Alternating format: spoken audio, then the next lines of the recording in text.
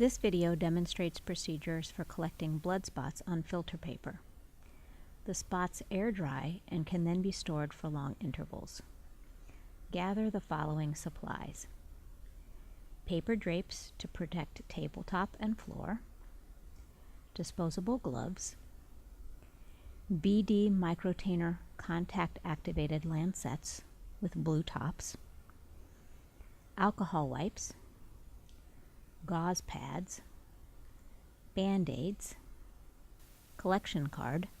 The Whatman 903 Protein Saver card is shown here, and heating pad. Not shown is a Biohazards Sharps container. Ask the participant to wash her hands in very warm water. This removes any topical agents, such as lotion, and also begins the process of warming the hand to increase blood flow. Lay out paper drapes on the table or surface you are using and on the floor to catch any extra drops.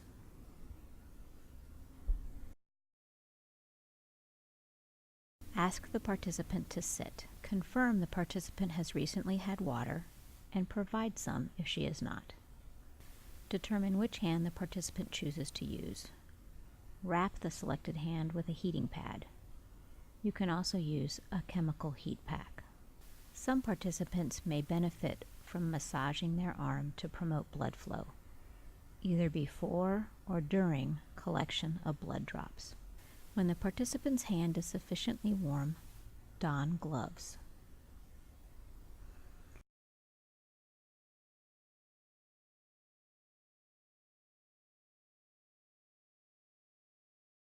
Using an alcohol wipe, clean the participant's finger with the wipe. Either the middle or ring finger work best. Dry with a gauze pad.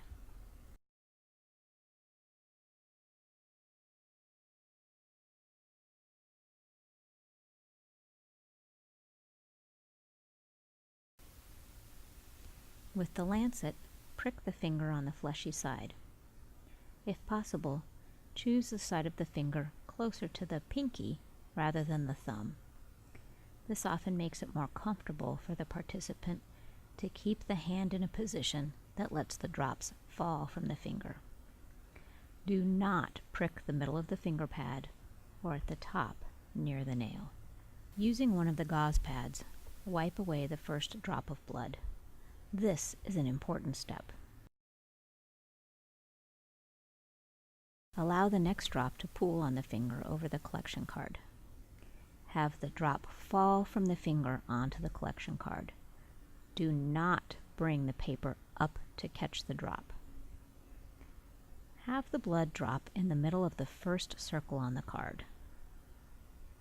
Do not collect a second drop in the same circle, even if the circle is not filled. Move on to the next circle and collect remaining spots. Avoid having spots overlap.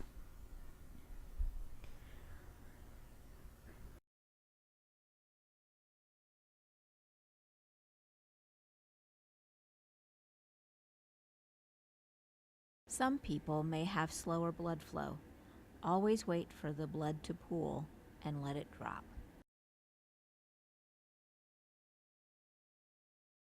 When all blood has been collected, use a gauze pad to apply slight pressure to the bleeding finger.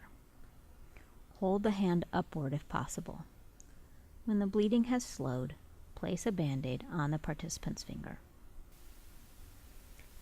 Dispose of the lancet in an appropriate Sharps bio-waste container.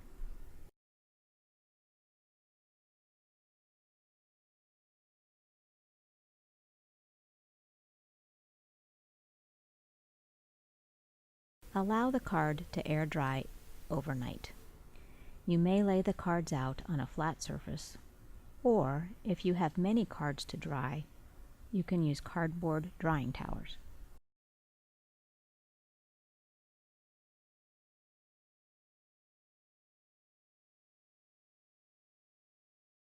Note in this example the last drop on the right. Even though it is not in the middle of the circle, it will still be able to be used because it does not overlap with other drops.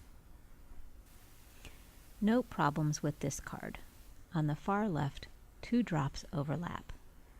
The data collector wisely caught the last drop in the 4th circle so that it would not overlap with the previous drop.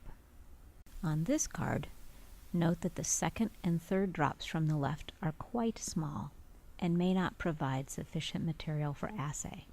Drops that have sufficient volume will also be visible from the back of the card, indicating that they were absorbed well by the filter paper. To store the cards, don gloves. Fold the flap over and ensure the card is labeled.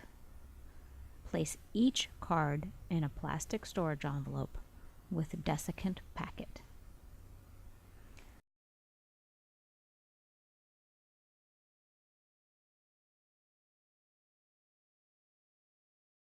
A set of cards can be stored in a larger plastic envelope, but each card must be individually packaged with a desiccant to avoid cross-contamination.